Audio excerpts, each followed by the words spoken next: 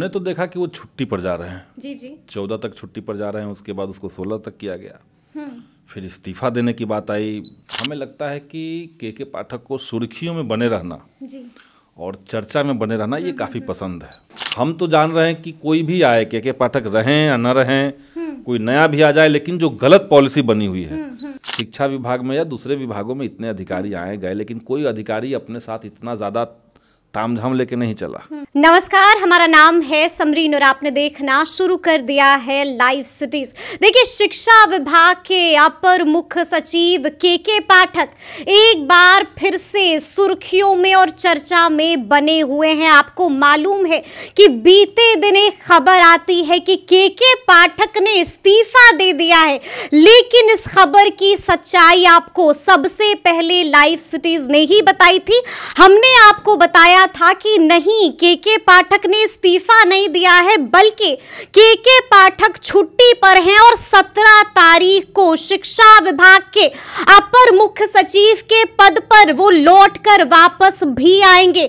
लेकिन आपको बता दें कि अब भी अंदर अंदर बहुत कुछ पकड़ा है। तो आज हम इन्हीं तमाम मौजुओं पर सीधी बातचीत करेंगे CPIML विधायक संदीप सौरभ जी से। सबसे पहले बहुत शुक्रिया बात करने के लिए। जी शुक्रिया जी। जैसा कि मैंने शुरू में ही कहा कि बीते दिन एक खबर आती है कि के पाठक ने इस्तीफा दे दिया है, तो जब इस खबर को संदीप सौरभ जी ने देखा तो पहली प्रतिक्रिया क्या आई मन में? नहीं, हमने तो देखा कि वो छुट्टी पर जा रहे हैं। जी जी। 14 तक छुट्टी पर जा रहे हैं, उसके बाद उसको 16 तक किया गया।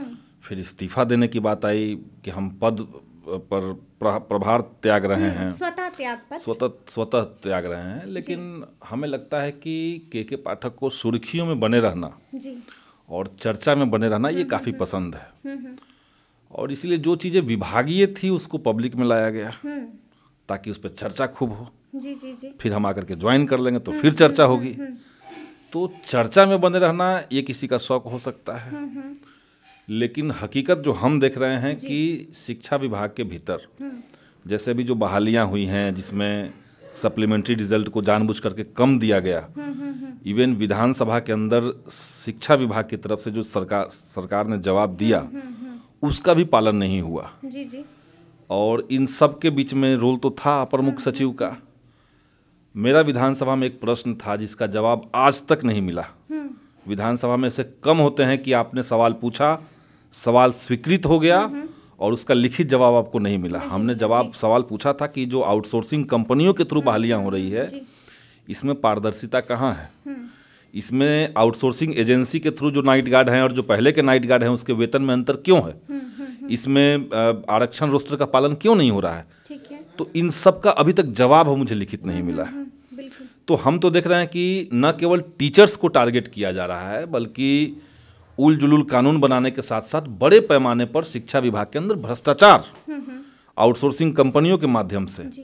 और मैं ये कह सकता हूँ, अनुभव के आधार पर कह सकता हूँ, जितने फीडबैक्स हमको मिले हैं कि आज के समय में शिक्षा विभाग के इस नियम के चलते बिहार के सरकारी स्कूल शिक्षा का केंद्र बनने के बजाय मंडी बन गया है। मंडी बन गया है। वहाँ पर एजेंसियां आ रही हैं, वहाँ पे लोगों से पैसे लिए जा रहे हैं और उल जुलूल तरीके से किसी को भी किसी पद पर बैठा दिया जा रहा है। कोई आरक्षण नहीं है, कोई रोस्टर प्रणाली का पालन नहीं हो रहा है। और ये सारी बातों से हमने सरकार को अवगत कराया है। जी जी। और हमने मांग की है कि ये पॉलिसी कैसे बनी, किसके चलते बनी, उस पर कार्रवाई हो। और निश्चित तौर से ये बनाने वाले पॉलिसी के पाठक ही हैं, अपर मुख्य सचिव ही हैं। क्योंकि माननीय मंत्री जी से जब हम मिले थे तो उन्होंने कहा कि हम तो खुद ही इस पर लेटर मुख्यमंत्री को दे रहे हैं। अच्छा। हमसे तो अपर मुख्य सचिव ने बात भी नहीं की और ये पॉलिसी ला दिया। तो इतनी ज्यादा मतलब तानाशाही रवैया अगर किसी विभाग का रहेगा तो कैसे चलेगा? तो ये सब बातें हमने कही है। ठीक है। और अभी ये छुट्टी पर गए हैं वो अलग बात है, लेकिन हम चाहते हैं कि कार्रवाई हो। लेकिन छुट्टी पर गए हैं, अब भी कई लोग हैं जो कंफ्यूज हैं, अब भी सस्पेंस बना हुआ है कि क्या पाठक जी 17 तारीख को आ जाएंगे ना? तो आप ही ना करें कि आ जाएंगे, हमको नहीं पता है कि आएंगे कि नहीं आएंगे। आपकी भी तो बात हुई होगी ना, कंफर्म किया होगा, पता लगाया हमने तो नहीं, संदीप सौरभ क्यों पता लगाएगा? हम किसी व्यक्ति के फेर में कह रहे हैं। हम तो जान रहे हैं कि कोई भी आए, के पाठक रहें या न रहें, कोई नया भी आ जाए, लेकिन जो गलत पॉलिसी बनी हुई है, जिस तरीके से कह दिया गया है कि छुट्टियों में, गर्मी की छुट्टियों में भी टीचर को स्कूल आना पड़ेगा, इस तरह की गलत पॉलिसी खत्म हो।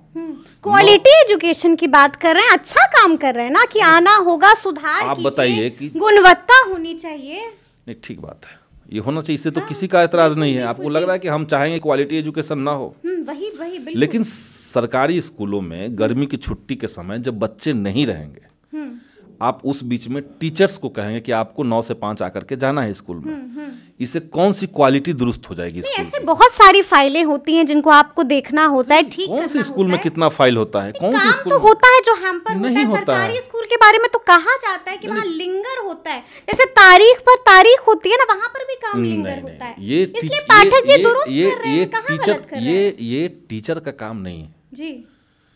पाठक जी ने तो ये भी सर्कुलर निकाला था कि टीचर्स को गैर शैक्षणिक कार्य नहीं लिए जाएंगे। बिल्कुल, ये निकला था जी, निकला था। तो जब गैर शैक्षणिक कार्य नहीं लेना है तब ये गर्मी की छुट्टी में क्यों आएंगे? जी, या तो आप उनसे गैर शैक्षणिक कार्य लेना है आपको, जब बच्चे नहीं रहेंगे तो उनको क्यों आप बुला रहे हैं? बिल्कुल, जी। ऐसे ऐसे 50 एग्जाम्पल हैं जहाँ पे गलत पॉलिसी लिया गया है। और सबसे बड़ा बात आउटसोर्सिंग एजेंसी, और ये बिहार को दूर तक प्रभावित करेगा, जिसके बारे में लगातार आप आवाज उठाते मैं लगातार आवाज उठा रहा हूं। मैंने सरकार को भी संज्ञान में दिया है, मैंने विधानसभा में क्वेश्चन भी रेज किया है जिसका अभी तक जवाब नहीं मिला है। मंत्री जी ने कहा है कि आपका जानबूझ के सवाल शिक्षा विभाग जवाब नहीं दे रहा है, हम क्या कर सकते हैं? तो इस तरीके से चलेगा शिक्षा विभाग। अच्छा, ये बताइए, जैसा कि मैंने शुरू में ही आपसे कहा, आपने कहा कि 17 तारीख को लौट कर आएंगे कि नहीं आएंगे, इस पर अभी भी कंफ्यूजन बना हुआ है और कहा ये भी जा रहा है, जैसा कि मैंने शुरू में कहा था कि अंदर अंदर बहुत कुछ पक रहा है, और कहा ये जा रहा है कि के पाठक को कोई बात बुरी लग गई है, उनके दिल पर जाकर छू गई है एक बात, जिसकी वजह से वो छुट्टियों पर चले गए, वो भी इतनी लंबी छुट्टी। नहीं, उनको कौन सी बात बुरी लगी है, वो हमारे लिए कंसर्न नहीं है कि उनको कौन सी बात बुरी लगी या नहीं लगी। ये उनका अपना फैसला है, शिक्षा सरकार का अपना क्या चल रहा है वो तो सरकार जाने। हम तो चाहें कि के पाठक रहें या कोई और आए, लेकिन जो गलत नीति है वो गलत नीति खत्म हो, गलत नीतियों के साथ समझौता नहीं हो। अच्छा, आपको मालूम है ना कि 13 तारीख को नियुक्ति पत्र बांटे जाने हैं, और आपने देखा था कि पिछली बार एक नाम था जिस पर खूब तालियां बजी थी, और वो नाम था पाठक जी का, लेकिन इस बार पाठक जी रहेंगे नहीं, उनकी कमी तो लगेगी ना? क्यों कमी लगेगी भाई? इतना भयानक काम कर रहे हैं, लोग तालियां बजाते हैं उनके नाम से, आप कह रहे हैं कि तालियां बजाते हैं। देखिए, किसी को अगर सुर्खियों में रहना पसंद है, तालियां बजा रहे थे लोग, तो लोग को भी वो पसंद है ना, तब ना तालियां लोग हुट कर रहे थे। ये तो बात सच है ना कि आज तक जी शिक्षा विभाग में या दूसरे विभागों में इतने अधिकारी आए गए, लेकिन कोई अधिकारी अपने साथ इतना ज्यादा तामझाम लेके नहीं चला, कोई इतना सुर्खियों में रहना पसंद नहीं किया। किसी की हिम्मत नहीं हुई कि हम किसी महिला को जो स्पेशल लीव ली हुई है उसको छुट्टी को रद्द कर दें। ये तो आज तक किसी का हिम्मत नहीं पड़ा जो सरकार ने कानून में बनाया हुआ है। किसी को ये नहीं रहा कि संविधान का उल्लंघन करके हमने कह दिया कि भाई आप शिक्षक संगठन से जुड़े रहेंगे तो आपकी नौकरी खा जाएंगे, खत्म कर देंगे। इमरजेंसी में भी ये नहीं हुआ। तो ये करके अगर कोई चर्चित होता है और उस पर कोई हुटिंग होती है तो उसको वो बहुत अच्छी चीज़ नहीं है। अच्छा, वो उसको हम अच्छा चीज़ नहीं मानते हैं। बाकी जो लोग हैं वो देख रहे हैं, अब वो ज्वाइन करें ना करें वो हमारे लिए इम्पोर्टेंट नहीं। हमारे लिए इम्पोर्टेंट यही है कि जो गलत फैसले लिए गए हैं उसको सरकार संज्ञान में ले। अभी विधानसभा का सत्र शुरू होगा, बजट सत्र जी, उसमें मजबूती के साथ इन सारे मुद्दों को हम रखेंगे। अच्छा, अभी मैं आपको सुन रही थी, अभी जब आप इससे पहले किसी से बातचीत कर रहे थे, मैं आपको सुन रही थी, आपने कहा, जब आपसे सवाल किया गया कि क्या इस्तीफा दे दिया है, क्या लगता है, आपने कहा कि काम करने का मन नहीं होगा, वो उनकी मन है कि वो इस्तीफा दें ना दें। शिक्षा मंत्री ने भी बिल्कुल हूबहू आप वाली ही बात दोहराई है, उनसे भी यही सवाल हुआ था कि क्या इस्तीफा दे दिया, उन्होंने कहा काम करने का मन नहीं होगा, इस्तीफा दे दिया है। तो क्या लगता है, मतलब क्या कोई बात हुई है आपकी भी शिक्षा मंत्री से? मेरी बात नहीं हुई शिक्षा मंत्री से, अभी तक तो बात इस मसले पे नहीं हुई है।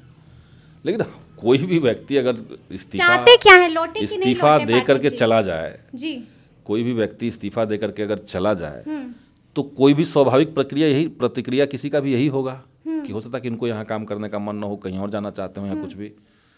तो देखिए क्या होता है उसमें हम नहीं कह सकते हैं। क्या लगता है कि जिस तरह से लगातार वो कार्रवाई कर रहे थे, लीगल नोटिस किसी को भेज दिया, किसी का पेंशन रोक दिया, ये सारी चीजें गलत था ना, वो सब तो गलत है। वही तो मैं कह रहा हूँ कि व्यक्ति इंपॉर्टेंट मेरे लिए नहीं है।